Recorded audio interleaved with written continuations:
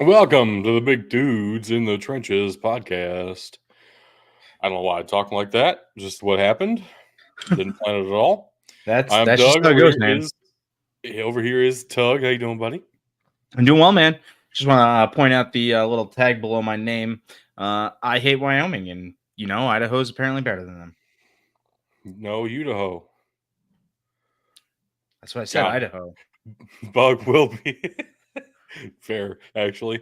Bug will be joining us very shortly. In the meantime, I just want to say this is the anniversary of September 11, because that's the same name as the date that it is. So very, very clear if you couldn't tell. This all would have went fine if you didn't say because in there.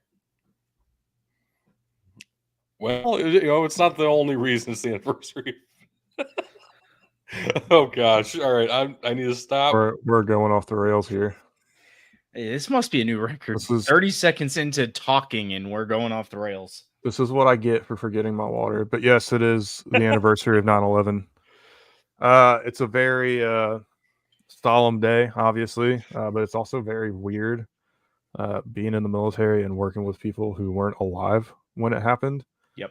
And that's insane to me. So, but it is cool that you guys are both in the very units that get to light up their worlds like the 4th of July. That's very true. Can confirm. Yes, I can confirm as well. And just remember, actually, never forget, but do forget Building 7. That's what we always say. Jesus Christ! We're gonna pull up the rules here. Let's get into the show. I'm sorry. Oh man. So we're picking a bunch of games this year. Somehow, I've been told it's less games, but it feels like more games. Well, I intended it to be less games. What I forgot was, so the way we did it last year, we did every ranked versus ranked matchup, and we did every rivalry matchup, and then we each picked 3 games. Now, the issue last year was that I always had a problem narrowing it down from like 12, 13, 14 games that I wanted to pick each week down to those 3. But now it's all up to me, and I'm just putting in whatever games I feel like. So it ends up being like all that, and then those extra 14, 15 games that I felt like picking last year that I couldn't because I had narrowed down to 3. So if you want some control, you want to rein this in, it's up to you guys. You need to tell me what to do. Because if we keep going like I'm going, it's going to be 30-some games every week, it feels like. There's no slowing this train. That's fine. You can also take a peek at how we've been doing this season up to this point. And if you're one of those quote unquote degenerate gambling types, not my words, somebody else's. But if that's your thing, here's how we're doing so far this year. That was going into last week though. So let's run down our picks from last week, shall we? Yeah, we have an entire week 2 to talk about of college football. It's starting on Friday, BYU at SMU and Duke at Northwestern. Like such a good week for you, Bug. It did. We'll it was actually a good week. It was a good week all the way around. I know how it went. I already know how it ended, and I'm very pleased with it. So I will say that what we learned from this SMU game, Preston Stone has lost the ability to quarterback. Whatever ability to quarterback that he once had is no longer available to him. Therefore, SMU has changed quarterbacks. And I also noticed that both he and the backup quarterback had the C on their chest. That's insane to me. If your team is voting your backup quarterback as also being a captain, you should probably start that guy from the beginning anyway. Well, then, but which one? Because the team voted both. Yeah, but like you have to vote for the starting quarterback. It's like a unofficial rule. It's unwritten rule. Yeah. I would say the one that's more surprising to me is Duke Northwestern. Northwestern has a lot of problems. So on the one hand, I'm not surprised, but I also know that Duke was going into this season a very different team than they were last year. I was honestly more nervous about this pick before the games ever started than I was about the BYU pick. And Duke kind of dominated Northwestern got lucky and got back into it, and then it ended up going to double overtime. Just like college football, baby. I was going to say, Duke showed us a lot. They showed us who they are this year, and I didn't know what to expect, but we'll change that going into upcoming weeks. The greatest result of all time happened at noon on Saturday, though. We were this close to perfection, Doug. I know. We were this close. Doug screwed us by siding with the enemy from the jump. Hold on. We can't say that because for about 3.5 quarters, all of these games except the Texas one looked like it was going the other way. The other two games on this except slide for the one that you picked incorrectly. Except for the one that's at fault here. Yeah. All those other games were question marks, except for the one that you picked incorrectly. So it is absolutely your fault. All right, it's my fault. Actually, so it was crazy. Good. Texas beat the crap out of the team up north to such an extent that 31-12 feels like an understatement. Yes. And they exposed some things that are very, very fascinating for Michigan going forward, where really their entire defense comes down to 2 defensive tackles, and they have 1 good outside corner. And as soon as your 2 defensive tackles get tired and need to rotate out, you can do whatever the hell you want to this Michigan defense. That is a scary thought if you are a Wolverines fan, which I'm glad you're having scary thoughts. I wish more upon you. I think the other interesting thing for me is we knew there was turnover on that offensive line. Oh my God. It is a night and day difference of what they were even able to do. Yeah, absolutely. And also want to point out that Donovan Edwards, through the first 2 games of the seasons, has 68 yards and no touchdowns. Bum. There's a reason he wasn't starting last year. Right. I feel like he's been in college for 17 years. Anyway, Texas dominated, proved why they're one of the top 5 teams in the country, and Michigan proved why they weren't number 1 to start off the season, as I've suggested. Moving on, though, to our next game, Arkansas Oklahoma also State. Dominated. Yes, they had Oklahoma State on the ropes the whole game. There's a lot of people asking, maybe the game's starting to pass Mike Gundy by. Maybe it's time for him to go. And I know the fan base is kind of split on that. And on the other side of the ball, you got Arkansas head coach Sam Pittman, who knows he's on the hot seat and then goes out and can't get his team to close out a game against an Oklahoma State team, rather, that looked like they didn't know what they were doing for half the game. Honestly, this is probably still, like, we don't really talk moral wins, but this is still a win for Arkansas, at least for Sam Pittman to stay at the helm. I don't think so. No, not the way they lost. Yeah, you can't give it up like that.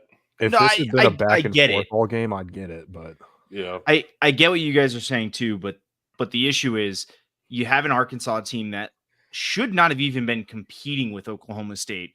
Sure, you blew it at the end from a team that outmatched you. I'll take it where I can get it. This game shouldn't have been that close at all, let alone 2 overtimes. This is not drag racing. Okay, you don't get whole shot wins here. You have to actually finish the game. I'm just saying, if I'm the Arkansas Boosters, I'm less inclined to go away from Sam Pittman at this point. He's done a lot for the pro. Arkansas should have won this game 31-9. Well, fair. Yeah. And then they lost 39-31. Tulane should have won their game too, for what it's worth, since I know we're going into that one next. And I'll hand up, I did not expect Tulane to be this good this year. Now, you and I said this on our American Conference preview. We thought Tulane was going to be on the back end of things here. They've lost a lot. They've had a lot of turnover. I think Tulane's more ready to go up to a Power 5 conference than I think we were giving them credit for, just on how they've been able to keep building and going these past couple of years, even with losing different pieces. Kansas State got lucky on this one too. I also feel like our analysis was mostly correct in that this is probably still like an 8-win Tulane team, just because they're going to beat themselves up so much playing Kansas State and now Oklahoma coming up in week 3. What a brutal schedule to put out for yourselves. But yeah, Tulane can definitely hang. I saw a lot of people saying that Kentucky needs to look into hiring John Summerall, which I don't hate that. There's well, I want to save this conversation for when we start talking about this week's games, but Tulane I think is going to be very interesting in the college football playoff conversation come the end of the season, depending on how things shake out. The I can see American it. definitely has some sway in that. So Yeah, Tulane has absolutely. some sway in the American. Yes, you're right. Oh man, another great slide. Starting out looking Yeah. good for you. It's fucking great. What did I say about Syracuse and playing hot ACC teams at home? I don't remember exactly.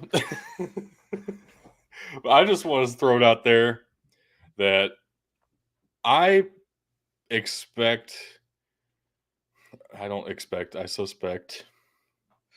that Honda McCord is a good quarterback.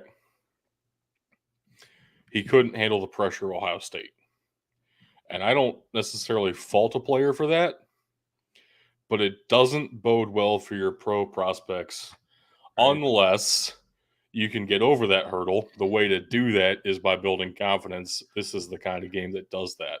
So if he can string together a lot of wins like this season, we could be talking about Honda McCord as a legitimate prospect in the future. But and he started off phenomenally. That's interesting, though. He really didn't do this well at Ohio State, just straight up. Moving on to our next game, Pitt and Cincinnati. Pitt edges this one out 28-27. And again, another team that we talked about early on that was getting over the Luke Fickell hangover, and Cincinnati gave Pitt everything they can handle. More than that, Cincinnati should have won this game. Again, another team we're talking about this way. Scott Satterfield is very much on the hot seat in Cincinnati, and deservedly so. Very hilarious, though, to me, that just the timing of this, I know it's unrelated to the outcome of this game. Pitt came back against one of their semi-rivals in Cincinnati, beat them 28-27, and then fired their athletic director. Yep. I saw that.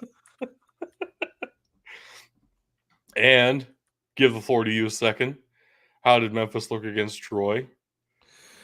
So I will say the one thing that was concerning to me watching this game is that it seemed like the passing game just wasn't quite clicking. But I will say they had Sutton Smith go down last week. I know I mentioned that on the podcast. He's still week to week. But they found a guy that I think maybe should have been their go-to back from the start of the season. Mario Anderson Jr. transferred out of South Carolina, absolutely dominated Troy, ran all over them. And, you know, for all the faults the passing game had, Memphis still was able to get Seth Hennigan another passing touchdown. He now has one in every single one of his starts over the last 3 years. This is his 4th year. Something that only one other player has ever done, and that's Marcus Mariota. So it's good company for Seth Hennigan to be in. Memphis has to clean up some of these issues in the pass game, if you will. And I'm very, very curious. I'll cover a little bit more of this later because, surprise, surprise, we're going to pick the Memphis FSU game. But I've got a couple things. Yeah, I got a couple things that were concerning other than just what seemed like timing issues, honestly. Fair enough. Moving right along, Missouri State at Ball State. I was right to suspect this might be a pretty close game. But, yeah, Missouri State couldn't hang. 8-point game at the end there. Ball State just kept rolling. Ball don't lie. Iowa State, though. How about that? How about those Cyclones? Unreal. No, it's real. It happened. It's This unreal. did happen. No, The surrender cobras were in full effect. Is Rocco Becht No. good? All right. Is Iowa bad? Maybe. Yeah, I think the jury's still out on this one. It's a rivalry game, even at home. You would hope they'd get a little bit of an edge, but I think Iowa State just wanted this one more. The question for Iowa for me still is that offense. I haven't seen them actually pieced together a full game yet. That's what I'm waiting for before I say whether they're good or bad. Right now, I'm teetering towards, because they haven't put it together through 2 games, they're leaning towards that bad, but they're still, that defense is insane, is the other thing that comes around with this, right? Iowa's defense is always good. They just need an offense to score 21 points.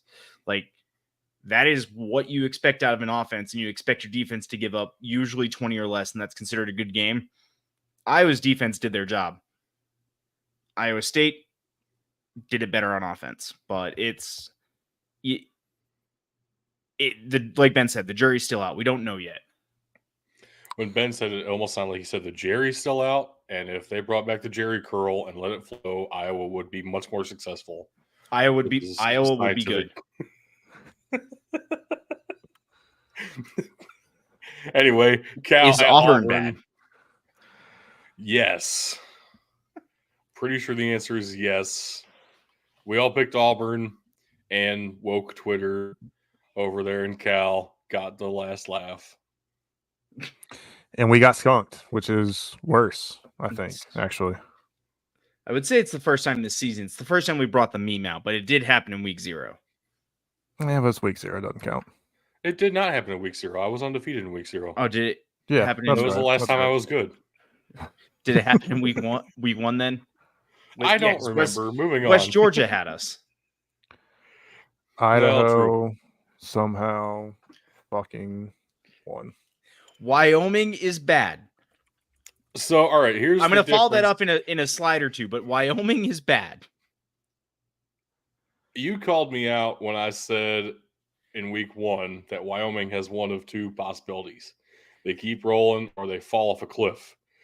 Because I've called you out on doing similar things before. You're right to call me out on that. However, the difference is I was absolutely 100% correct. It was one of those 2 options. They chose the one I least expected, but it was absolutely one of those 2 options. The most surprising thing about this game is not that Idaho won. It's that Idaho won in Wyoming. Wyoming does not lose in Laramie, and they just did. They didn't used to. Maybe this is a new thing. I like this new thing. Is Idaho a championship contender in the FCS? Ooh. Or is Wyoming just this bad? I got to see how they match up in the Big Sky. Yeah, because I saw somebody say this, and I think they were trying to – it was an Oregon fan. I think he was trying to convince himself that Oregon wasn't that bad.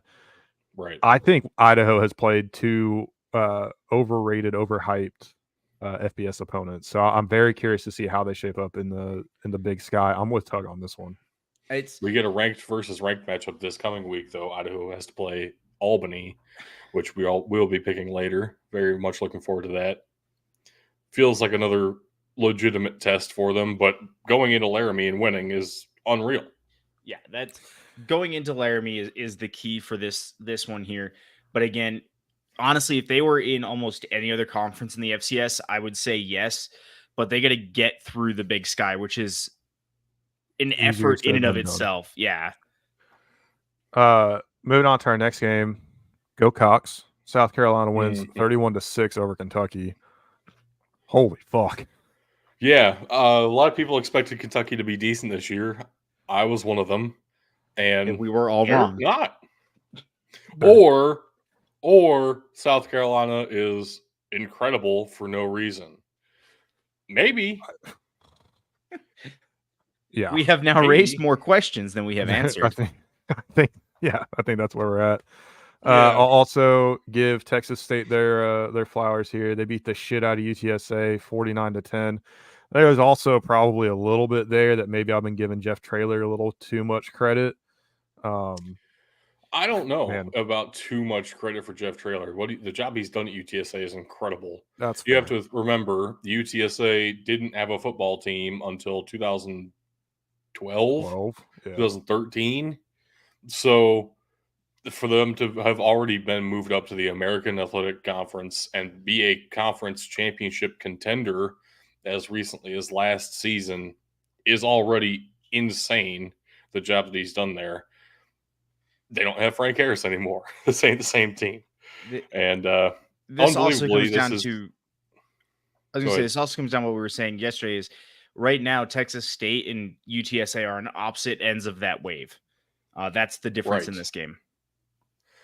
Right, but this is the first time it's happened that way because, unbelievably, this is a trophied rivalry game and the first time that Texas State has ever won it.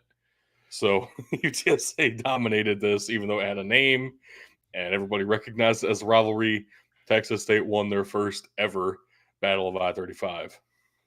2011, by the way. We were off by a season, but Close enough. It was around then. close enough for government work. Facts. Speaking what a of government beautiful work, slide.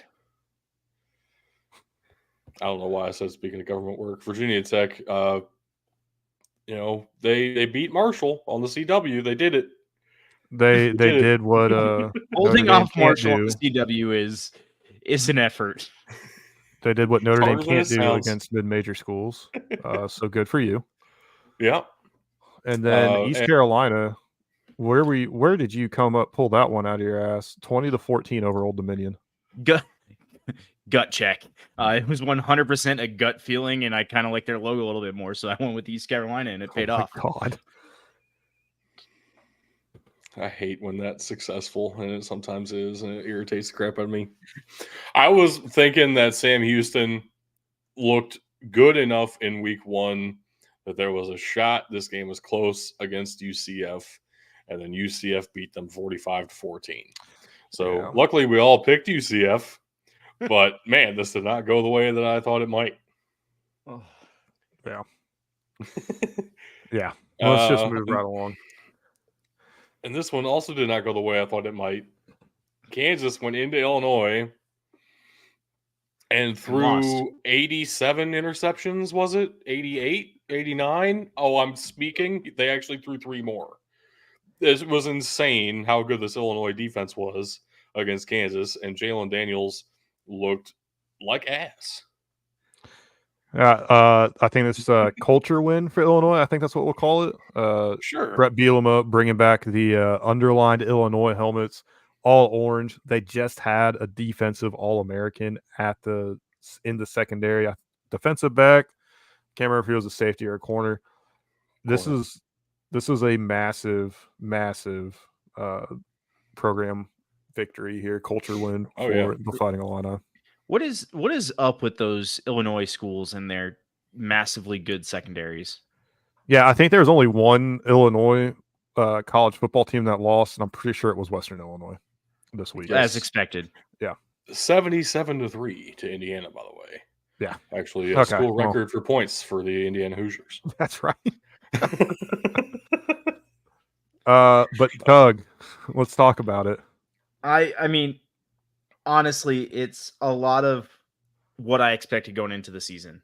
Air Force's offense looks lost out there. They have no idea what they're doing.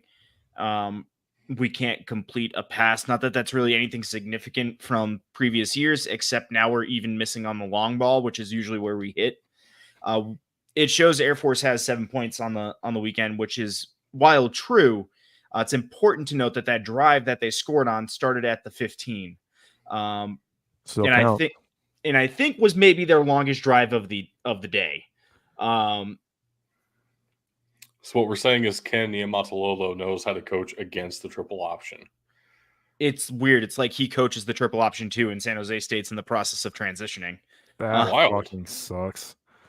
No, the issue is the offensive line unit isn't meshing the way you would like it to right now, and there's nothing there. They don't even have a fullback, which is mind-blowing to me, on the roster. They're just using their biggest running back and putting him in at the fullback position. So this is going to be a rough season for Air Force. I kind of expected that going in. It was one of those times of, again, that cycle, because the service academies seem to feel it worse than everybody else. Man, it's going to be that kind of season. And now I know not to trust that offense. I should have last week after only putting up 21 against Merrimack, and then watching Boston College absolutely dominate them.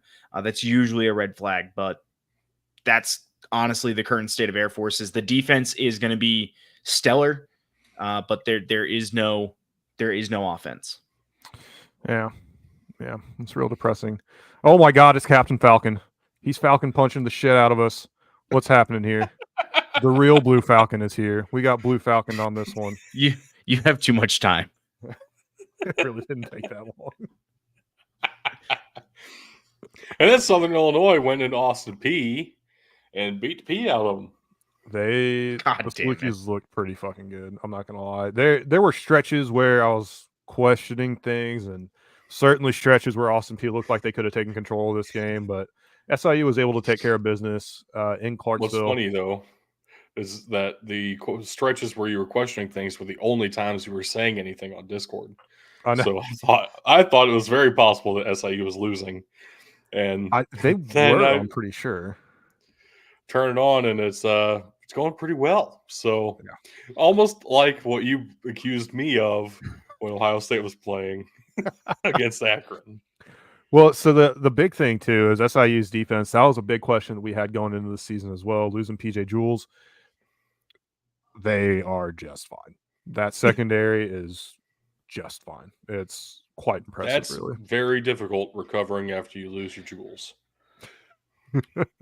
Hit the slide. I was accurate in this game being a lot closer than you guys thought. I was also inaccurate in that UT Martin has no shot of ever winning anything ever. I should have picked SEMO to come out on top. Although UT Martin was ahead very late in the game, SEMO came back and won it in double overtime because, of course, they did. Come on, UT Martin.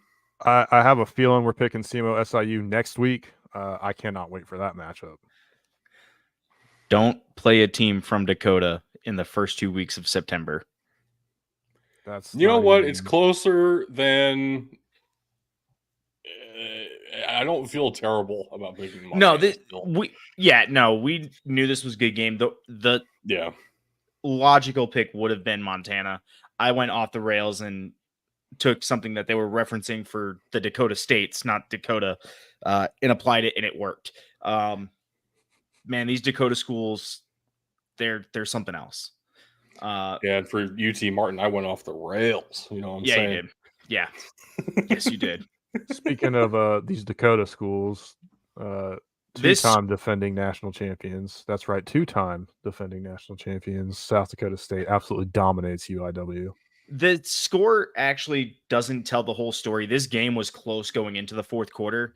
South Dakota State just blew them out in the fourth quarter. Actually, I think UIW is up 24-20 for a bit going into that fourth quarter.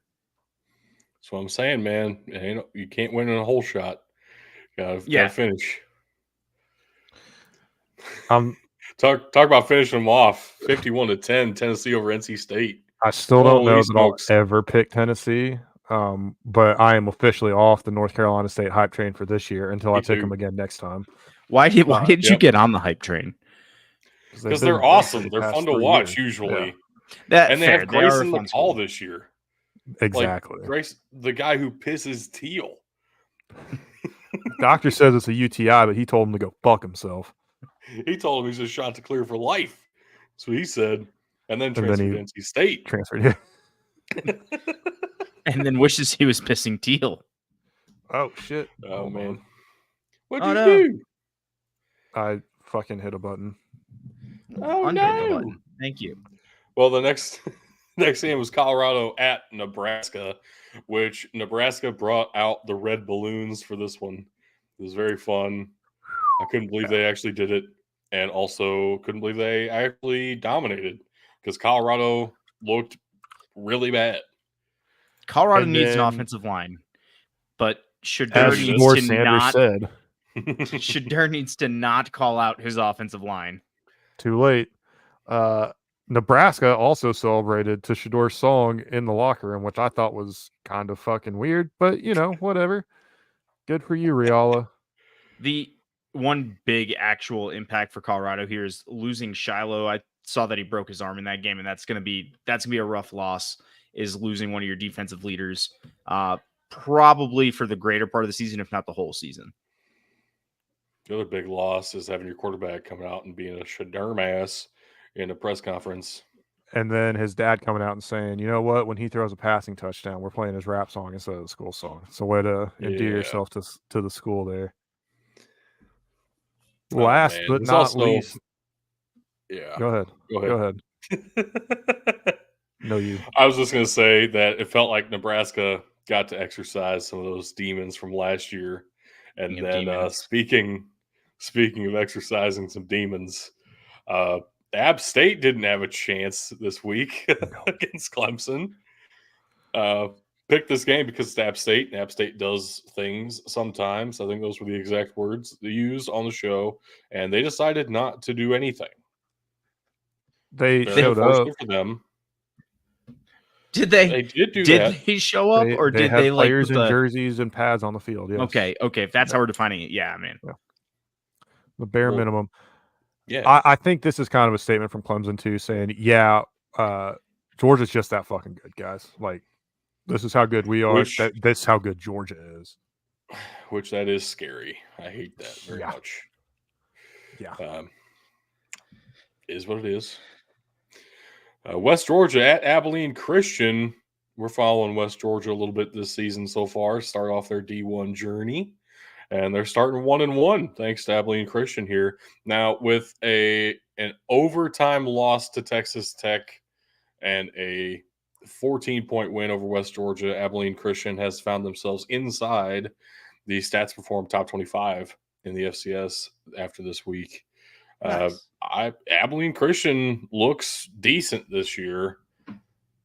I will be watching this season with much interest. Yeah, that checks. I mean, the game that I am most excited about getting wrong, Boise State and Oregon. Y'all picked Oregon. I picked Boise. It was a close game, though. I almost got it right. What are y'all's thoughts on Oregon? Which, again, we don't have to go fully into this. We're going to talk about Oregon again because they are playing Duckface Beaver Carnage Part 3. So we can talk about them a little bit more later. But just through the first 2 weeks, I would be concerned. I'm not throwing up the alarm yet. This week will determine that for them. But if I am a Ducks fan, I am concerned because I haven't even gotten to the meat of my schedule that I care about now, which is the Big Ten schedule. And honestly, on the whole, the Big Ten looks good this year. I would be concerned if I am the Ducks. My biggest takeaway from this week or watching Oregon is that the mascot that we used this week for Oregon is not to be called Puddles, apparently. That's a very strict wording in the University of Oregon branding and communications department. We cannot call this duck Puddles. It is against their university guidelines. So you know what I'm calling it? It's fucking Puddles. All right? This is Puddles the duck, and they can suck it. Actually, apparently Puddles was the name of the original live duck mascot way back in the 1920s. And student body voted to get rid of the live mascot and straight up use Donald Duck instead, which Walt Disney himself was like, actually, that's pretty cool. I appreciate it. Here's permission. And then which is Walt surprising. Disney himself passed away, the Disney Corporation found out there was no contract for that. It was just a handshake deal. And so Disney then made them pay. That makes more sense for Disney. That sounds about right. So this is Puddles the Duck and the University of Oregon and its student body can shove it. Liberty and New Mexico State. Liberty's just continuing to dominate, whatever we want to call this, if it's a rivalry, if it's becoming a rivalry or whatever. It felt like New Mexico State showed up and then they realized they had to play an entire 4 quarters, which is brutal. Which is what happened last year, too. Right. But they came to play, and it was legit. Liberty had a very hard time moving the ball in all the first half. And New Mexico State just ran out of gas. Man, those second half adjustments that people make at halftime are really hard to figure out. Sometimes. So if you haven't been keeping track at home, which we aren't doing the best job of saying who got it right and who got it wrong, so I wouldn't blame you if you weren't keeping track. But in third place, Doug. Hello, darkness, my old friend. 17-12. which is not a terrible record, but I did come in third place, which means it's terrible and I hate it. I'm going to go. Did we really pick 29 games last week? Oh yeah. Yeah. Meanwhile, my team is incredible, so I got that going for me, which is nice. I went 19-10 and I got second place. And Memphis won. You're feeling And good. SIU won, and the And the Bears, Bears somehow won. fucking won. Yeah, it's fucking wild week. Which means in first place this week, Big Is this Tug. my first time in first place for a week? I feel like it is. It's I been think a it minute. is. It's been a while. Which only makes this meme even better for it. It's absolutely perfect. I saw it the other day and I was like, yes. I was thinking, if I were in Tug's shoes and I won this week, how would I feel? Man, it's been so long. It's been a long time coming. You Man, deserve the Patrick Star. The worst part about this is wait a minute, we counted something wrong. I still win either way, but that's only 28 games for me. I think you're 21-8. That's fine. Yep. This week started off very badly for me, so I'm kind of happy with the outcome, despite Air Force losing. Yeah, that's Yes, okay. you were 21-8. Yeah, typo. Yep. Which I got the math right here. 36-16. You are in first place. Yep. And I'm now 6 games back already, which dude, you're not even is focusing not on insurmountable. the biggest issue, which is you are 4 games out of second place. But when we're picking relax. 30 games a week. Yeah, I can make that all back this week, dude. And we then have some. Yeah. Remember, I'm still picking games too. Because we're actually picking 32 games for week 3. Holy. No Starting time like with the Friday. present. It would have been 33, but we have said that we weren't going to do Thursday games because if there ever comes a time where we need to push the show from Wednesday to Thursday, we need that flexibility. Texas State and Arizona State are playing on Thursday, and I am fascinated by that game. I am so much looking forward to that tomorrow night. It's a very intriguing matchup. Absolutely. Arizona State is at Texas State as well. Just adding a couple of layers of intrigue to that one. Oh, that's yeah. But, I'm excited for that. I would be excited for that game. But we're not picking it. We are starting with Friday night's games, which include the only 2 Friday night games that we have this week, because I'm crazy like that. UNLV at Kansas to start us off, and I'm going with UNLV. Of course, the two of you are going with the favorite, the logical, sensible pick in Lawrence, the Kansas Jayhawks. What's your take on this one? Look, Kansas is not going to fall into a trap of nothing but interceptions again. I just don't see them dropping 2 like that in a row, especially when this one's at home. And they need to get their crowd behind them again this year. Kansas is a football school. It's that simple. Let's go with Kansas. See, I tend to agree, but the last time I picked Kansas, they really screwed me over, which means I don't like them. Valid. And I do enjoy UNLV so far, which has included some record-breaking runs of their own. We talked about Indiana's school record for points already. UNLV just had one as well. And I love Matthew Sluka. I think he's awesome. He's so much fun to watch. He is their leading passer and their leading rusher. UNLV is very fun right now. They have 2 phenomenal receivers. UNLV's offense will go toe-to-toe with Kansas's offense, if not surpass them. My question would be on the defensive side of the ball. Can UNLV actually stop Kansas? And based on last week, it looks like Kansas's offense can stop Kansas. So I'm okay taking UNLV in this one, even though they are the dogs. I don't see Kansas being as bad as they were last week. I don't see Jalen Daniels being as bad as he was last week either. That's where I came from with this pick too. I know. And I'm not at home, but in Kansas City at the soccer field, like, home-ish fans. Yeah, Kansas City, Kansas, by the way, too. It's not even Kansas Yes, City, Missouri. yes. So I said Unlike Lawrence where they're earlier, but I knew that. Yeah. Unlike where they're going to play all their conference games at Arrowhead in Missouri, which is odd. Anyway, Interesting. Then Arizona at Kansas State. Now, Kansas State is the favorite in this one and the home team. Why? And we're all picking Arizona. And everybody that I've asked outside of the show is picking Arizona. Are we missing something? Because Kansas State is an entire touchdown favorite here.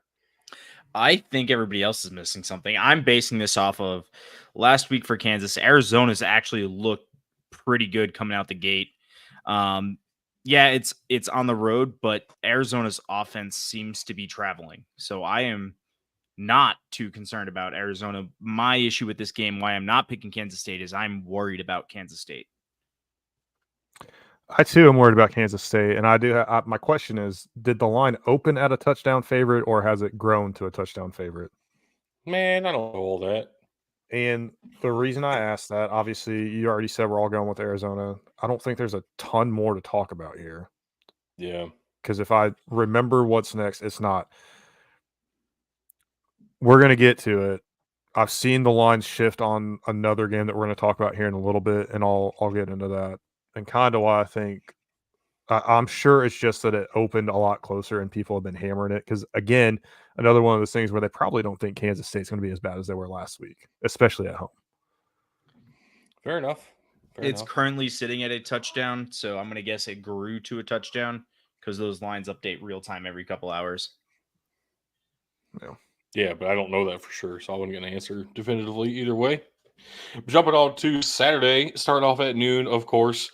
This is Alabama's first game north of the Mason-Dixon line since the national championship that they lost to Georgia in 2021. And if we go regular season, this is Alabama's first game north of the Mason-Dixon line since before Nick Saban got to the program. So they're playing at Wisconsin, and that is noteworthy for just pure geographic reasons, if nothing else. I don't think Wisconsin will put up that much of a fight legitimately. They don't seem to be on Alabama's level, but you're in Camp Randall. Anything can happen. So here's the deal.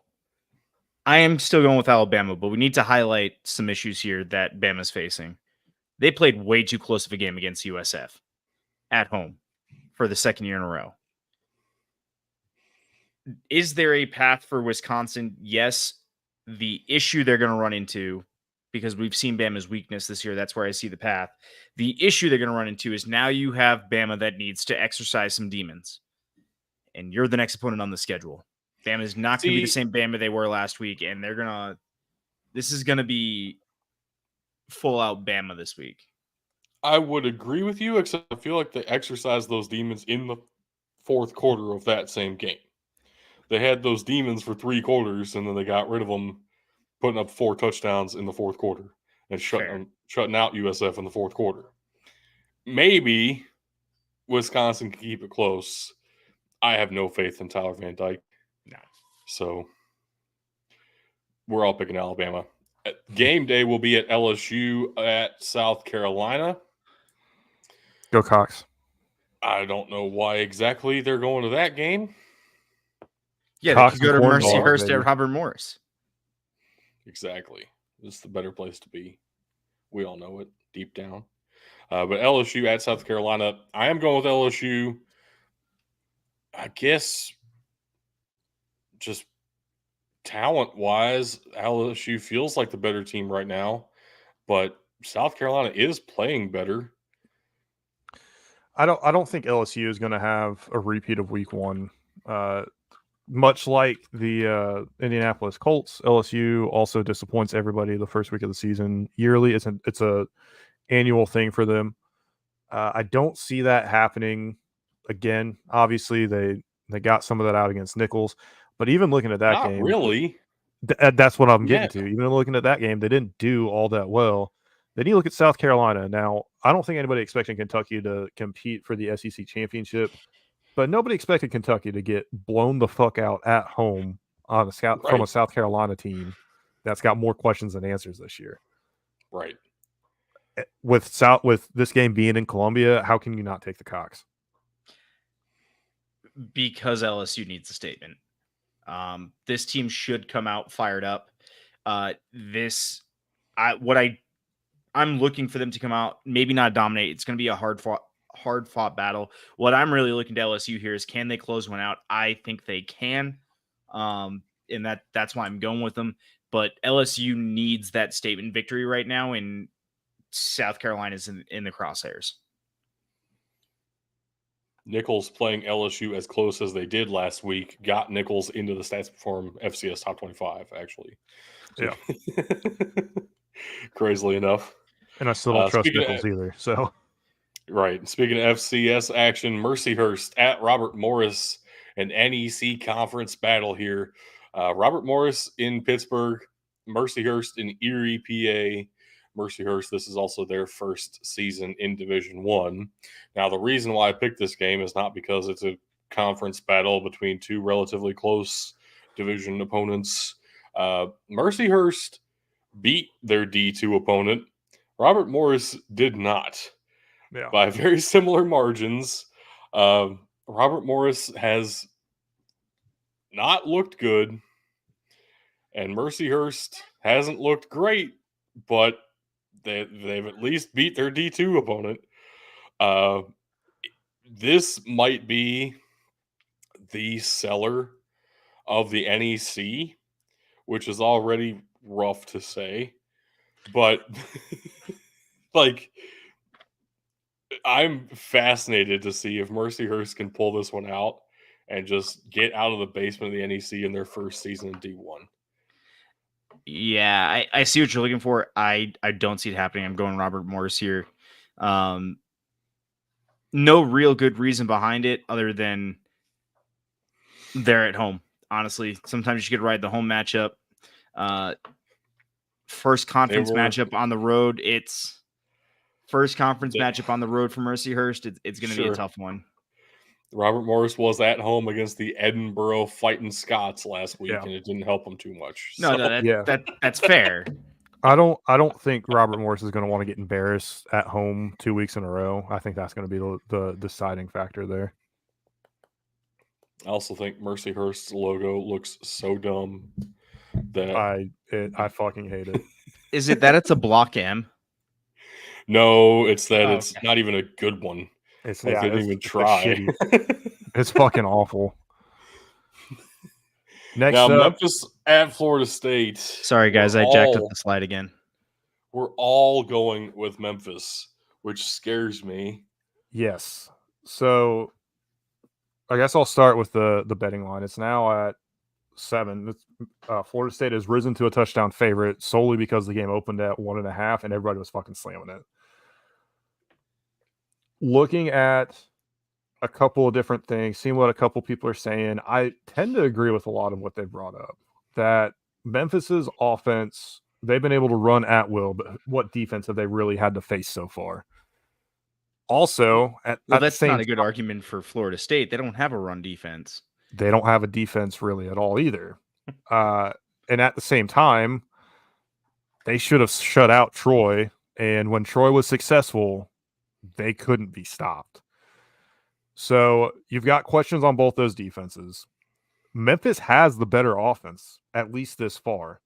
But you got to figure DJ Uiagalelei's seat has got to be getting hot. If he doesn't come out and light up the Memphis defense, I got to believe Mike Norvell wants this one more than any of the other two. He had 2 conference games. I think he wants this one more. You got to figure if he can't come out and perform early in this game that we may see him go to the backup, and that might be what turns the tide. And I think that's probably why a lot of people still have Florida State as the favorite in this one. The big thing for me, and why I mentioned this with the Boise State game and why I talked about Tulane, going into the season, this would have been a nice to win for Memphis. As it sits right now, this is a must-win game for the Memphis Tigers to have a shot at the playoff. Yep. They don't win this game, they are no longer in control of their destiny.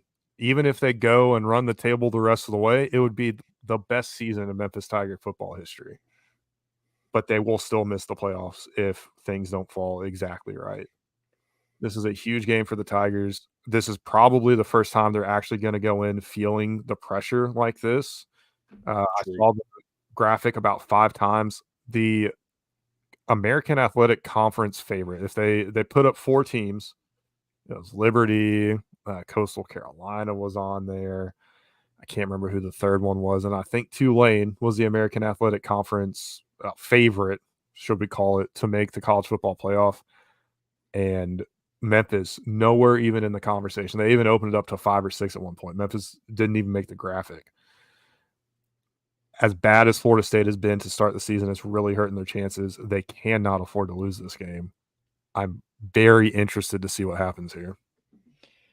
Look, the recipe for victories when these smaller schools go up against these bigger schools is run game and time of possession. That greatly favors Memphis going into this matchup. Keep the ball out of Florida State's hands, although maybe giving it to DJU is maybe the best option. That remains to be seen, but Florida gave up the ball. Yeah, Florida State gave up almost 300 yards of rushing to Boston College. Memphis should be able to run up and down the field and still score in the same play in this matchup. So, like I said with Kansas, and maybe more true for Florida State's offense can probably stop Florida State. So, Yes. if we're worried about the defenses, maybe that's not as big of an issue as we're thinking for Memphis. My biggest concern for Memphis is with the bye week, has Florida State figured anything out to stop the run? Because that was the biggest thing that stopped them 2 weeks in a row. You're letting up 200-300 yards on the ground. You have to stop the run. Memphis has the ability to beat that if that's all Florida State prepares for. But I think Norvell is smarter than that. So if he's figured out, go ahead. Yeah, and I think the other thing that's going to be interesting to see too is, one, can DJ play well on the offensive side of the ball? And 2, are they going to be able to handle the Memphis pass rush? Something that's been kind of a weakness for the Tigers the past few years. They were all over the quarterback, both for Troy and Northern Alabama. Now, I get it. That's an FCS opponent. That is a Sun Belt opponent. But I've not seen a pass rush out of Memphis like that really as long as I can remember. So while their defense might not be the best, and while they definitely don't play a full 4 quarters in that aspect, I'm very, very curious of what the preparation for both of these teams is going to look like. I would not be at all surprised if Memphis is going to have to withstand a strong first couple drives from Florida State, and then we'll see how the game kind of goes from there, much like we did in Ireland against Georgia Tech. I think that's really where the game's going to be won, because I do think Florida State is going to be able to come out and get up on them, especially at home. That's why Seth Hennigan getting everything together and figured out this week is going to be huge for that offense.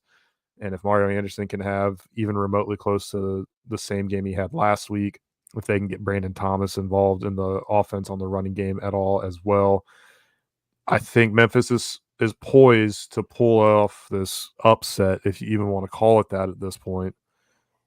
This is going to be a really good game, I think. The meme is always correct. Very impressive. Now let's see the unscripted drives. I'm also really fucking pissed that DirecTV and ESPN are fighting right now. Mm-hmm.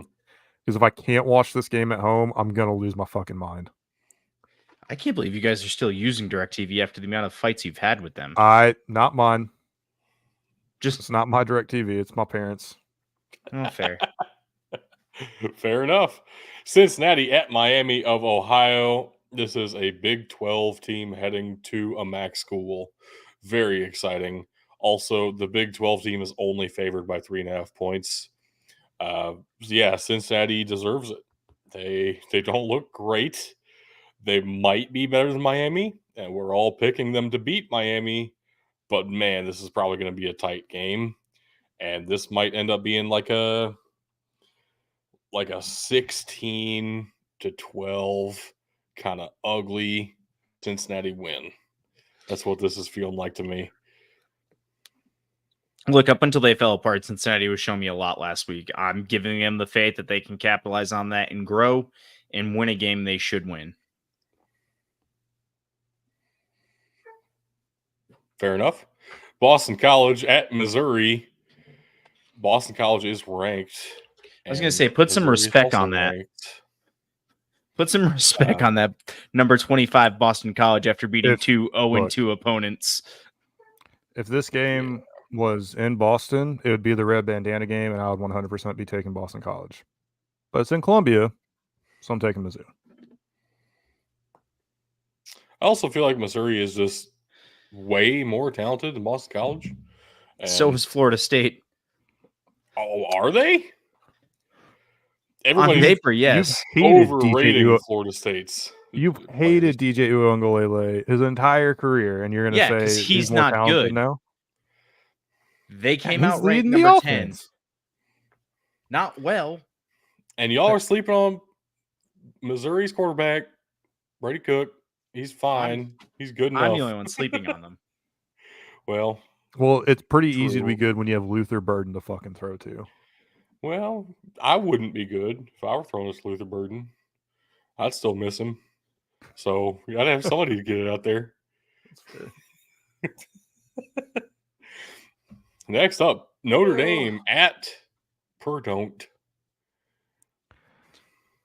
I can't believe I'm taking Notre Dame here. Me either. The best part is I'm the outlier, and you guys are questioning yourselves more than me right now. Look. The only thing going against Purdue right now is that Notre Dame lost to NIU last week. Otherwise, I think we would all be picking Purdue because ranked teams do not fare well in West Lafayette. It's just not how it works. I pulled this off last year with another random pick with Purdue. So I'm going to ride with the Boilermakers at home. West Lafayette's just in its own dimension, and football works differently there, and Purdue is good. That's the best I have for it. I hope the Spoilermakers come out in full force.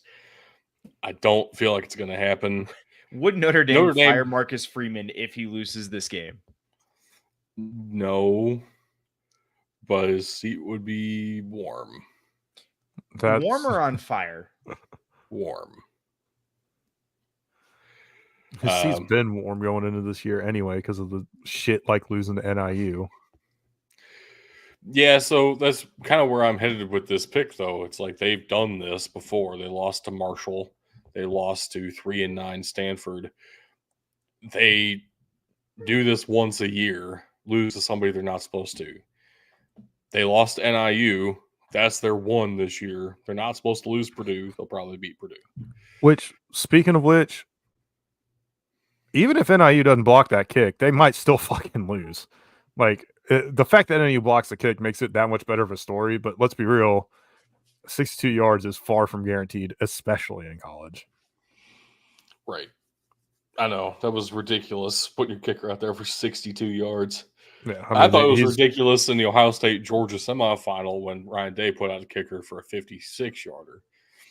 Add 6 more yards onto that. There's no chance in hell he's making that kick. Yeah. 52 yards is nuts. 42 yards is pushing it. Next up, Duck Face Beaver Carnage, as we alluded to. Oregon at Oregon State is happening again, not in rivalry week now. It's in week 3 because these two teams play in different conferences. The Pac-12 is currently undefeated on the season, though. Very exciting. And I think that's going to continue because Corvallis is a hell of a place to play. I don't think Oregon State's particularly great by any means, but I also don't think Oregon's very fucking good at all. Like I said, I'm worried about Oregon. The Ducks, this is the alarm game. They need to win this one. Doug, I assume that's why you're picking them, is because this is a must win for them. But like Bug's kind of alluding to, I see them kind of equal going into this game right now, the way they've been playing on the field. So I'm going to take the home team in a rivalry matchup. I'm also picking them because they are 2-0, and we're talking about them as if they're 0-2. They do find ways to win, even if it's ugly. I would take Oregon State against the spread right now. The spread is 16. Oh, I don't know if easy. Oregon's capable of that, but Not right now. straight up, yeah, I'll still take Oregon. Just mostly because I don't believe in Oregon State right now. I know they're 2-0. You beat Idaho State. You beat San Diego State. Congratulations. That's awesome. I can't do that by myself. So good on you. It's not enough. It's not enough for me to believe. Are Giovanni, you wearing an Oregon State hat and you're picking Oregon? Yes, I did that intentionally to throw everybody off. Fucking traitor. All right. Tulane is back at it, as we alluded to up top. Tulane is playing an SEC school this week at Oklahoma. Now, they played Oklahoma in New Orleans last year. Very exciting. Now they're going to Norman. And I don't see a real path to Tulane winning this game. Not because I trust Oklahoma all this much. Oklahoma's defense is too good to let Tulane do what they did to Kansas State. I trust Oklahoma's defense more than I trust Kansas State's defense, right? So that's where I'm at with this one. I am picking the Sooners. I don't love it. Tulane has a shot here, but yeah. I think it has to be Oregon, or not Oregon, Oklahoma. As much as I would love for Tulane to be competitive, and they have been competitive in this matchup, I think it's the third or fourth time we've seen it. It's very odd to me that it's come back just as a standard game. But I don't see Tulane being able to do this. So to speak, they blew their load last week, and there's too much of an emotional letdown losing like that at home in a game that you had control of. I don't see them being able to come back and overcome that this week. Going back to that question we just had, Painted Bronco, yes, the Platypus Trophy is still up for grabs in this rivalry. It was lost from 1962 to 2006. It was lost. I think they made a new one. They started awarding it again in 2007 and has been awarded every year ever since. So it is currently in possession of the Oregon Ducks, though it's been pretty back and forth the past few years. In theory, the way the trophy has gone, it's Oregon State's this year, but I'm picking the Ducks because, of course, I am. Also, this week, another classic West Coast rivalry game, the Apple Cup.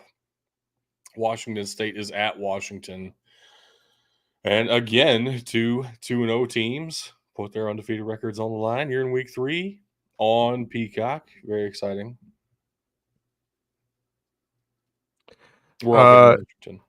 Yeah. Washington State finally won the Apple Cup last year. And I think we're about to see another 4 years of Washington winning the Apple Cup, at least, before Washington State is able to do it again. Look, I understand that these teams aren't in the same conference anymore, but what prevents them from still doing these in rivalry week? Why can't the conferences just agree to that? Because the Pac-12 doesn't really exist much anymore, and they're having a hard time scheduling anybody, let alone their biggest rivals. Yeah. I'm happy these games are still going on. I think it's Washington's this year. Me too. Right there with you. West Virginia at Pitt. Talk about rivalries. The backyard brawl has got to be the best name in all of college football rivalries. And it's been a pretty back and forth affair. Going with the home team on this one, my biggest reasoning there as well. Yeah, I don't think either team is particularly great this season. No, West not at all. Virginia and Pitt, but I'm going with Pitt. Yeah. We've talked about it. Pitt's one of those teams that shares their stadium with the NFL. But it still feels like a college stadium when the Pitt Panthers are playing there. And especially against West Virginia, that's going to be huge. I can't wait for all the songs and chanting and videos that I'm going to see for the next 2 weeks about this rivalry. And I think that's what makes it more special than the other ones, honestly. I came in to the season believing in West Virginia. They have not given me much to believe in since. I think Pitt's got this one. If we lose and West Virginia beats all three of us, we should get Pitt stains instead of a skunk. Or we just put eat shit Pitt kind of. Next game up here, Towson at Villanova. Nobody's expecting this to be a great game except for me for some reason. I'm picking Towson in this one just because of pure vibes. Seems like a game that might be closer than it ought to be. Villanova is one of those teams that we put up there as the probable CAA champion.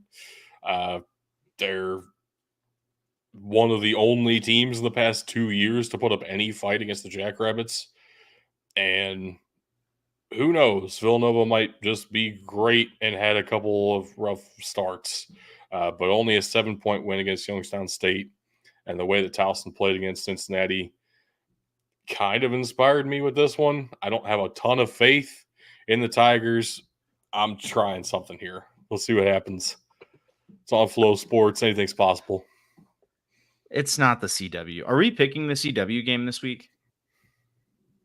I don't think we are. That's unfortunate.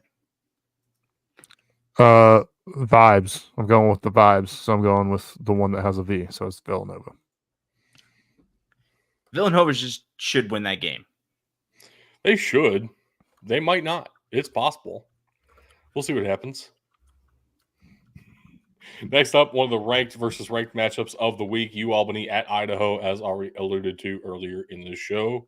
But it's at Idaho, which feels like a big deal here. Traveling all the way across the country.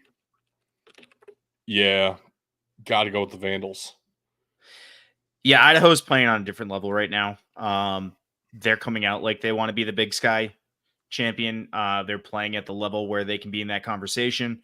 UAlbany is always in the conversation. I'm going with the Vandals. Yes. Next up. Home field advantage. Pretty easy. Next up, App State needs to do App State things. It's about time this season. I'm picking App State. It's week 3. And you turned on East Carolina that fast? It's all about the vibes, my man. I think vibes are squarely in the Pirates' favor at this point. That's why hold on. That's why I go against the grain. The vibes are in East Carolina's favor. App State. So you know what's really crazy? Jake I'm Garcia. somehow going to get this right. No, shut up. Fuck you. Jake Garcia, East Carolina's quarterback, has thrown more interceptions than touchdowns. Almost 2-1. And ECU is undefeated. And not particularly close against Norfolk State. Obviously, shouldn't be close against Norfolk State. 42-3, even with throwing a bunch of interceptions. And then throws a bunch of interceptions against Old Dominion, and they win that game when they probably shouldn't have. So now they're home against App State, who hasn't been playing that well. Forget the Clemson game. They let East Tennessee State hang around too long. Maybe Garcia can throw another 3 picks and they still win. Like, East Carolina might just be invincible. Yeah, but if he throws 4 picks and they lose, I'm going to be really pissed. But App State can do App State things. That's where I'm at. It's possible. It's possible. We'll watch it all unfold on ESPNU and then jump right back down to ESPN Plus once again for Florida International at Florida Atlantic. Bug, what are you thinking with this one? I think Florida Atlantic is a good team, but I think they're fucking overrated. And I think FIU is just gonna be better this season. It's tough to really put my finger on exactly what it is. I've just liked more of what they've put together over the past couple weeks, and yeah, I really wish this was at their home stadium, Pitbull Stadium, because that would be a million times better. Yeah, FAU I think is a better team. I'm going with FAU. All right. Feel free to think that. They sure didn't show it against Army. That's if you think Army's that's that good, then good luck with that. But Bro, all the service academies are good this year compared to Air Force. They can move. Yeah, are they? that's not the benchmark you want to really compare other teams to. You want to compare them to legitimate teams that Yeah. FAU is trying and claiming to be. The only And thing I can say, I will also say I disagree with Tug's statement there. I think Air Force would beat the snot out of the Coast Guard Academy. Oh, good. We can beat a Division III team. what about the Merchant Marines? Are they meeting them? You got it coming to you. That would be close. That would be close. The only thing I'll give Florida Atlantic, because it is kind of tough to compare where you're really at when you're playing a service academy, because it is a possession game. Playing against them, they eat the clock up. Look at how they did against Michigan State, 16-10. But then I go and look at FIU, and I see something way more promising, and that's what they did to Central Michigan. Mm-hmm. And I think part of that was they were not happy with how they played against Indiana. Indiana came and dominated. So really, their 77-point win shouldn't be all that surprising against Western. I think this Indiana team's different. I think we're going to have to talk about them more as the year goes on as well. And we will talk about them in a couple of slides as well. Yeah. But I just, when you look at comparable opponents, FIU has a massive edge here. Certainly feels like it. And we are going with Mr. Worldwide himself, the Pitbull Panthers. Somebody took FIU. Doug, you took West Georgia here, so that freed me up to not pick West Georgia. So I'm going Eastern Kentucky, who I think is actually an all-around better team. I don't trust it. I don't trust Eastern Kentucky. I wouldn't trust it if you both picked Eastern Kentucky. But they're ballsy. They have the gumption in them to tell Western, hey, cool story about your whiteout. We're wearing white. Go fuck yourself. Yeah, which Thanks I for do $1 million. appreciate. Wait, this is a whiteout game for West Georgia? No. Okay. No, it was a whiteout game for Western Kentucky. They always wear white in their home opener, but you have to get your opponent to agree to it because, according to NCAA rules, the away team wears white. So both teams have to agree to a change in that. Eastern Kentucky said, go fuck yourselves. We're wearing white. Screw your traditions. And then they lost 31-0 to Western Kentucky. So Eastern is not good this year. I have no confidence in them. And we just saw West Georgia beat Samford in week 1. Are we forgetting that? No, I can't all pick against West Georgia. So it freed me up to consider the history in the matchup. And, well, there is no history in the matchup. No, but there's history in the programs. No, there's not. This is West Georgia's first season. Yeah, exactly. There's history in the programs. Eastern Kentucky has one, therefore it's better.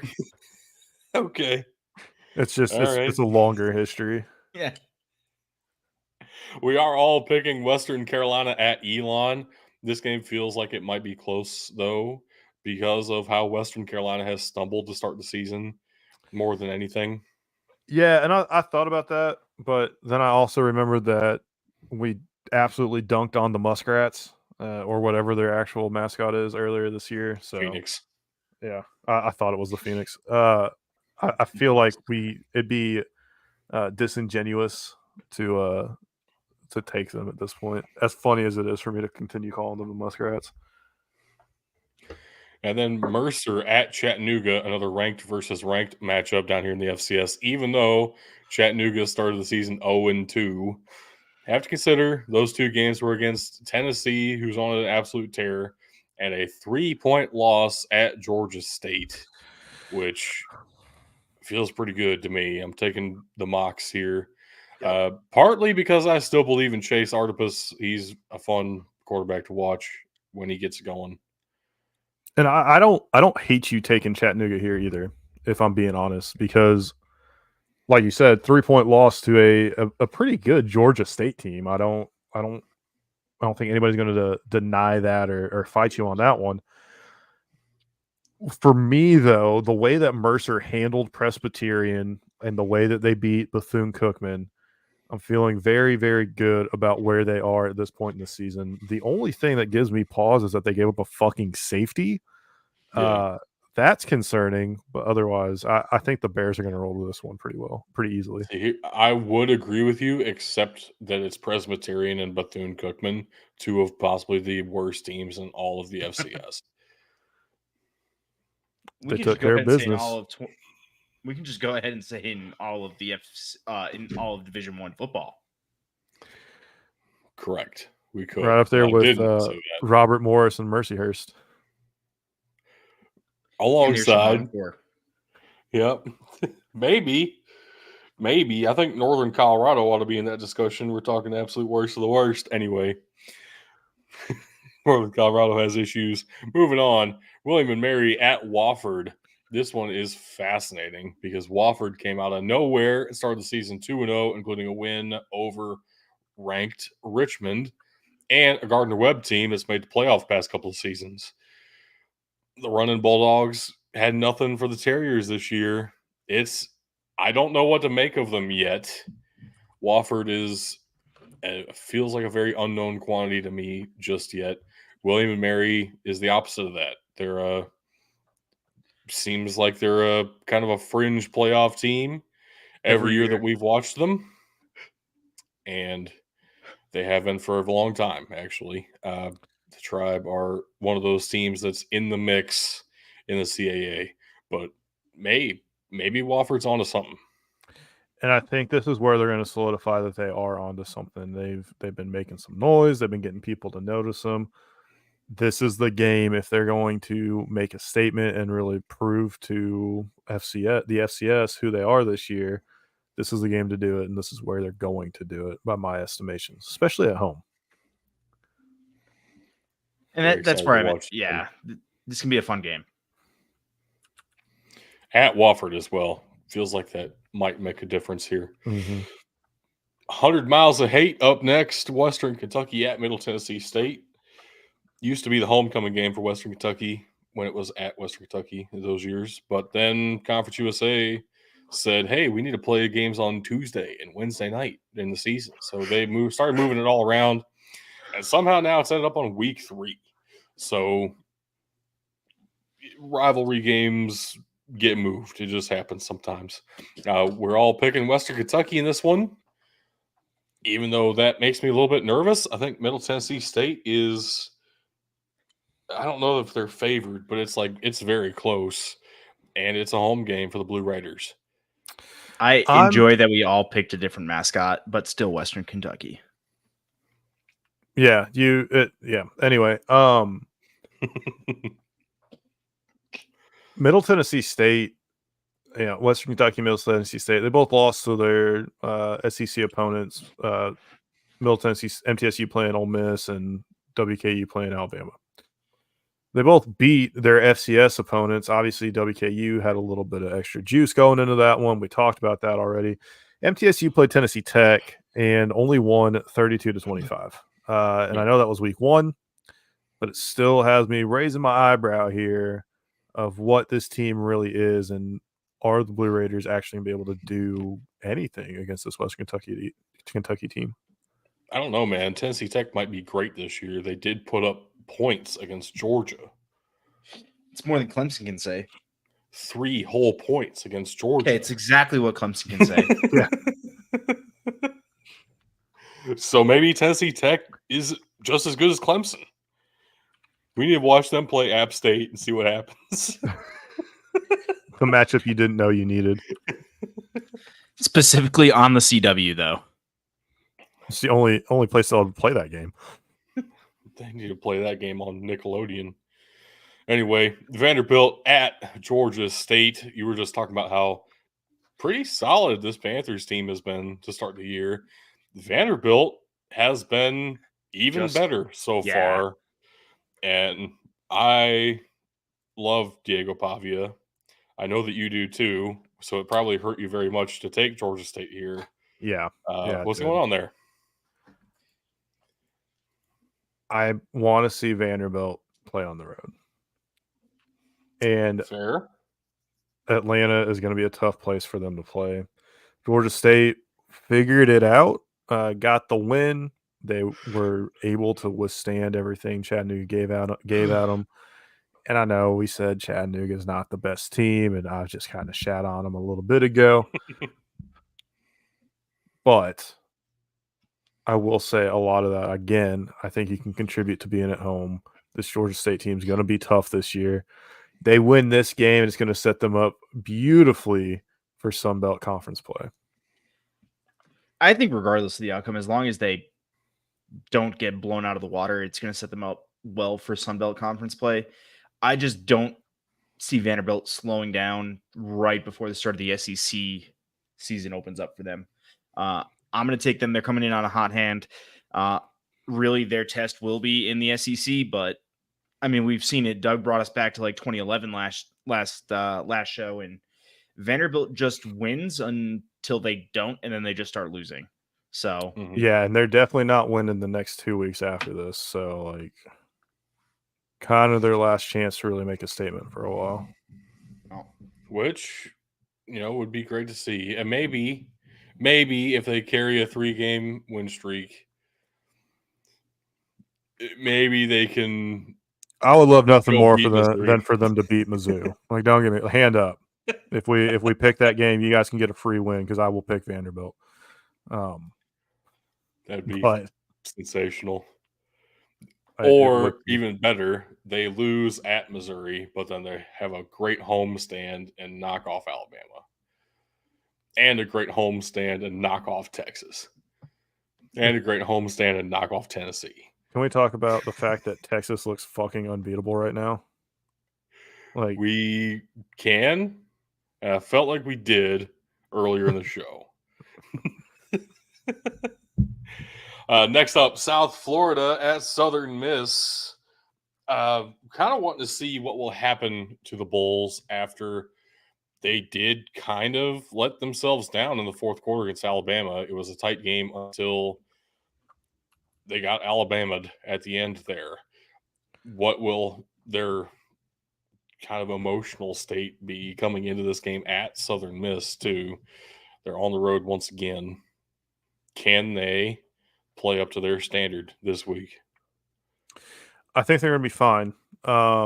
Last year, similar story against Alabama. They're in it most of the game, and they went and beat the absolute shit out of Rice, 42-29. So I have full confidence that they'll do the same against a inferior Conference USA opponent. Yep. I was about to say, yeah, but it's Rice. But then, yeah, but it's Southern Miss. Exactly. So. Also, Rice won 69-7 last week. So nice. Next up, Incarnate Word at Southern Illinois. UIW is still ranked, even though they lost to SDSU, because, of course, you're ranked after losing to SDSU. Everybody's supposed to lose to SDSU. Yeah, everybody stays ranked after losing that one. But this one is fascinating. I knew that you were going to pick the Salukis, Bug, and one of us at least had to be picking Incarnate Word in this one. Feels like the most up-in-the-air game in the FCS this week, basically. Incarnate Word is a solid offense.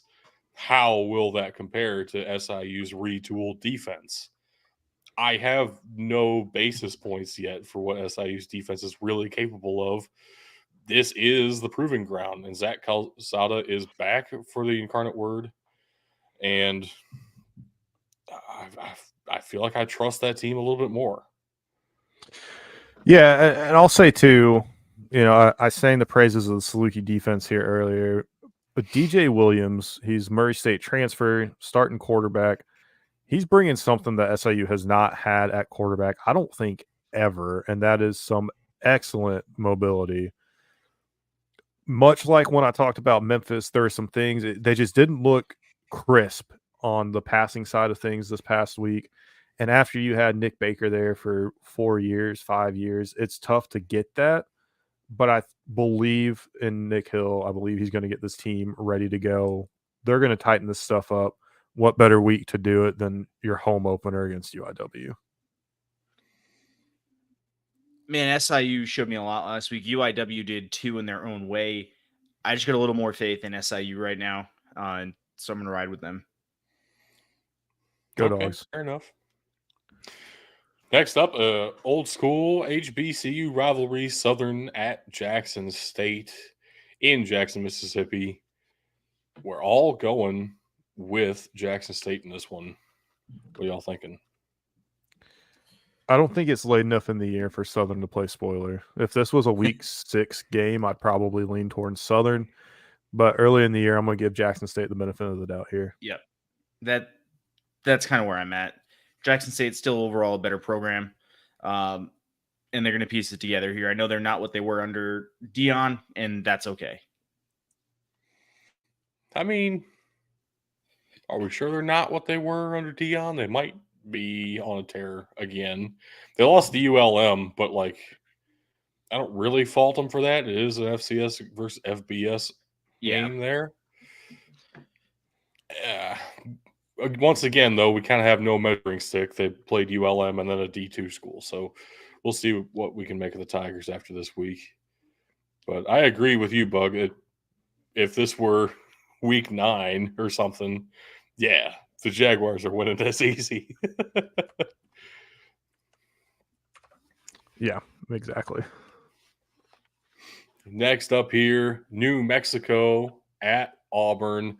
We said we were going to be watching the Lobos, at least for a little while. That rebrand, basically what it feels like a rebrand under Bronco Mendenhall, has been going well.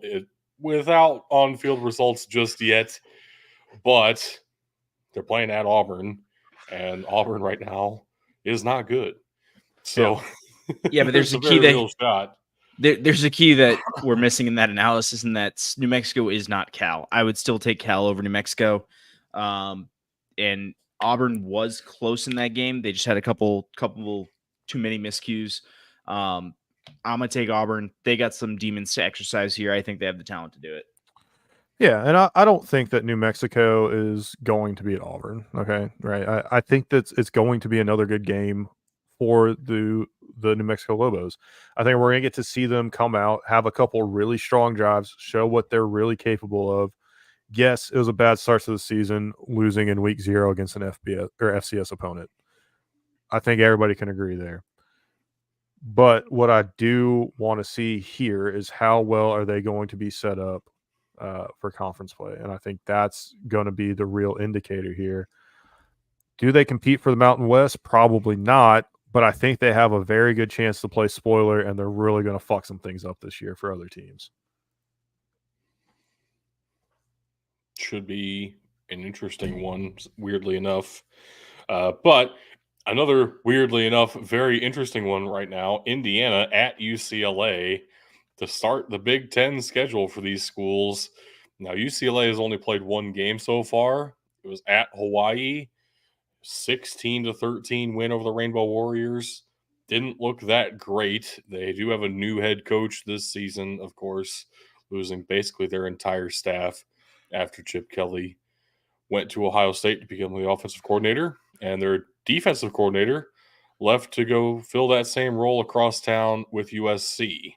So UCLA is doing some rebuilding to some extent. And Indiana looks dang good right now. Also, believe it or not, the Hoosiers are favored in this game right now by 3 points. I'm going with Indiana, not necessarily because I believe in Indiana so much. I don't believe in UCLA this season. I'm with you on that. But again, kind of like when we talked about with Florida State, this bye week I think is going to help them figure a lot of things out. It's a good thing that we're playing Hawaii week 1 because it gave them the opportunity to kind of have a rough start against an FBS opponent. And then having this opportunity to tune things up against what has turned out to be a very hot Indiana team. I'm going to give it to UCLA on this one. I went back and forth on this one quite a bit. A couple factors are bringing me towards UCLA. Number one, it is their entrance into the Big Ten. This is the first Big Ten game they've ever played. That means they need to make a statement. I'm looking for them to come out and make that statement. The other piece that's going to help them make that statement is they're at home, and I think that's going to play a little bit more of a factor than people are expecting it to. As fair as cross country and Indiana's first game in the Rose Bowl in a very, very long time. Exactly. This would be almost a home game for Ohio State, but Colorado at Colorado State. We saw how close this game was last year. Colorado State went up to Boulder, but Colorado still won last year, and it does feel like Colorado State is not as good of a team as they were last season. well, we're all neither picking of the these teams Buffaloes. really are. Yeah. Are we sure about that? Or is it just that Nebraska really did get that much better? I really don't think Colorado is as good. Their offensive line wasn't good last year. It looks worse this year, like markedly worse. I really don't think Colorado is as good of a team, but I think Colorado State, again, also as a shell of what they were last year, I think they're a little bit further behind. That's why I'm giving it to Colorado even on the road. I think Jay Norvell probably flies under the radar of how controversial he can be as a coach because of who his biggest in-state rival is, and that's Colorado and Deion Sanders. I think there is something to getting your team too fired up, too emotionally invested in a game, and I think Jay Norvell, unfortunately, is the king of that. And I think it's going to rear its head again because I can't think of any other reason that they would have lost the way that they did last year against Colorado. I think we're going to see the same thing again, especially because it's at home. I almost said even though it's at home, but I think especially because it's at home, we're going to see probably a similar script play out. And as bad as the offensive line is, Colorado still has definitively the best player on all three sides of the ball in Travis Hunter, who can do a little bit of everything all the time. Yeah, facts. And our final slide, UCF at TCU. I'm impressed Bug took UCF here. Me too. I'm surprised y'all took TCU. Me too. I thought I was going against the grain on this one. And Tug joined me. So yeah, gut check. Oh, you're fucked. Yeah. Damn it. UCF by 100. Book it. I will say if you even want to throw in there, you're giving it to TCU because of the home field advantage. I'll buy that. But UCF just keeps unfortunately fucking rebuilding. And unlike most people, I do actually trust and believe in Gus Malzahn. So I'm very optimistic for how this one goes. And it's still really hard for me to pick against KJ Jefferson. Yeah, it is purely because of the home field advantage for me. But you're right. UCF feels like the better team right now. TCU does things sometimes. The App State defense. See, now we're fucked. Yep. Because it's what you used last week. It didn't work. All right. UC Davis at Southern Utah. Okay, go ahead. Just last thing I want to throw on here. KJ Jefferson reminds me a lot of another bigger mobile quarterback that played for Gus Malzahn. I'm just saying. This might be a match made in heaven this year. Ooh. I I don't love that comparison. He does not move. He does not run as much, and he certainly doesn't move as fast. But Yeah. I He think also feels like the kind of actually fight for a fumble, unlike Cam Newton. well, that's what I was getting ready to say. I think he does everything in the mobile game the way everybody wishes Cam Newton would have. Yeah, maybe that's true. Maybe that's true, but he also doesn't dazzle you the way Cam Newton could on occasion. We'll see. We'll see.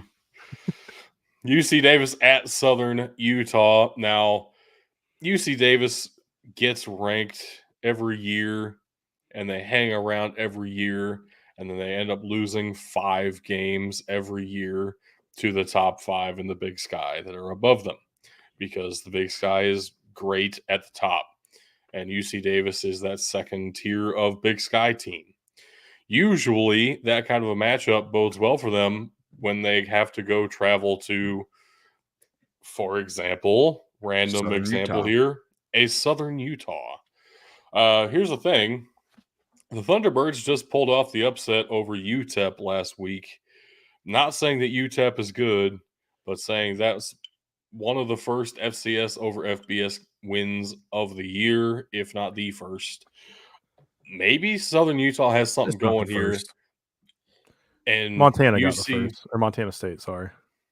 yeah, you're right. Montana State did, but one of the first. That's still true. UC Davis is probably overrated once again. And hey, Southern Utah has a shot. We're all picking UC Davis, though, which surprised me. Yeah, I went back and forth on this one. I almost took Southern Utah until I remembered UTEP sucks, and they lost at home to this team.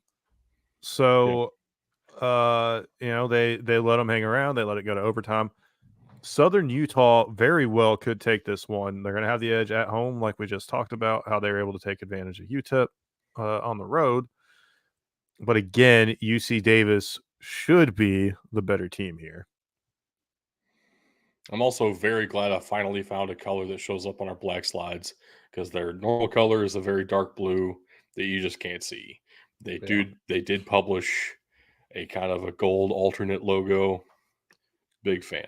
Thank you, UC Davis. You did something right. Next up, Nichols at Sacramento State is the last game of the week for us, the 9 p.m. slot. The last ranked versus ranked matchup of the day. Nichols only got ranked because they scored 21 against LSU and everybody was impressed, even though they lost. They also lost to Louisiana Tech, but they haven't played an FCS opponent yet this season. All the way across the country to Sacramento State, who is also 0-2. And has not played an FCS opponent yet. Losses to 2 Mountain West opponents, San Jose State and Fresno State. So we're all rocking with the Hornets here.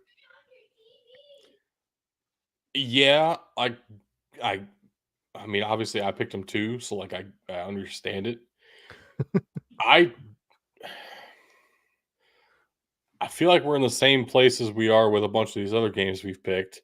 I feel like we're still riding on the preseason expectations, and it's not going to last too much longer.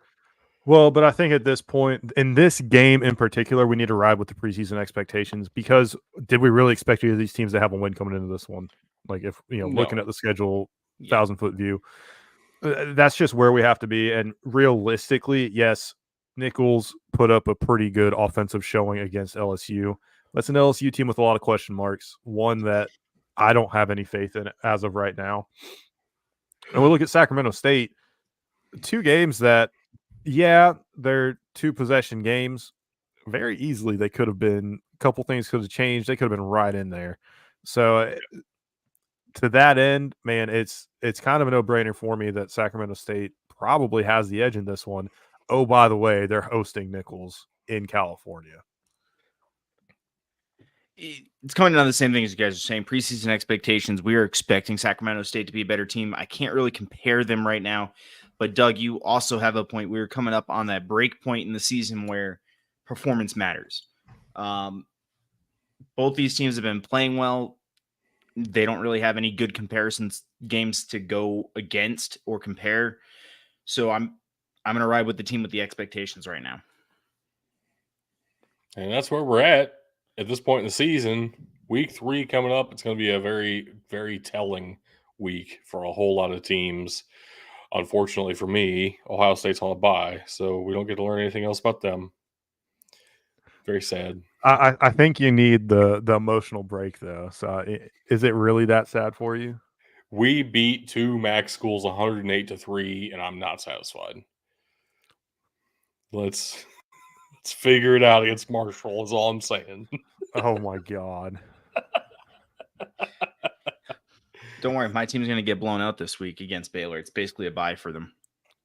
Can't wait. Look, I've been wearing it the whole show. I'm wearing my Cotton Bowl Memphis Tigers shirt from 2019, from 2019. One, because it was before COVID, which I unfortunately think I might be coming down with right now. I feel fucking. Let's go. I feel it coming. On that note, though, I'm manifesting it. This was the best season in Memphis football history to date. And with a win this week, they'll be well on their way to their new best football season to date.